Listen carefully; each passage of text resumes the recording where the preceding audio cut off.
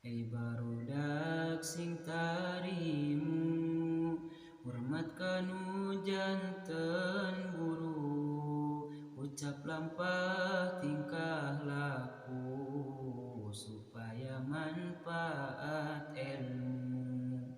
Hiji ulami helaan, mun guru angkat-angkatan, kadua dina riungan, poma ulah ngadeukeutan.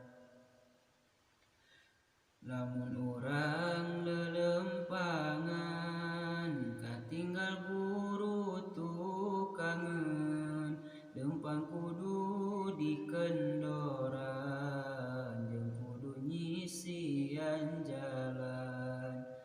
Kasebatna kurang hormat, henteu buru-buru ngajak, jeung guru rek papaliwat, urang kudu nyimpang geuwat. Urang kedah enggal hudang, aya guru rek ngalangkung, urang kudu enggal hudang, sumawona keur ngadapang. Angin lamun diizinan, ka guru rek miheulaan, kitu deui mun diidinan, tek dariuk ngadeukeutan.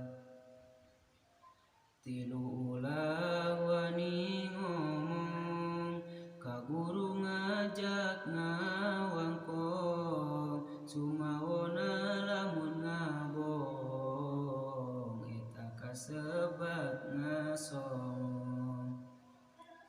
Lamun mesihan wewenang, ngajakan guru ka urang, eta teu matak dilarang, pek ngawangkong anu seunang. Kaopatna hei barudak, ulah wani-wani ngarumpak, perkara anu ditolak, komo mun ngarusak akhlak. Lima ulah rek wanian, giuk dina pancalikan, guru najan kanyahoan, batur wani ngadiukan. Genep ulah seserian, nalika guru mayunan, tujuh ulah wani narikan, sora ka guru nungkulan.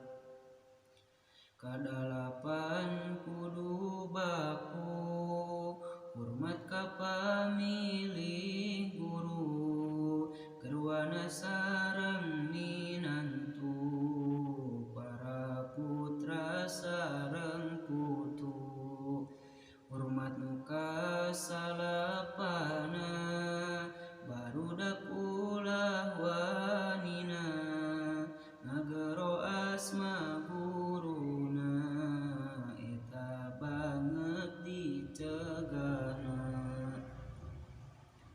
Anu disebut guru teh, najan nguruk sakalima, anu diridoan Allah, sabab tuman cebenamana. Tah ieu adab-adaban, ku barudak pek lenyepan, sangkan hasil pamaksadan, manfaat ilmu pangeran.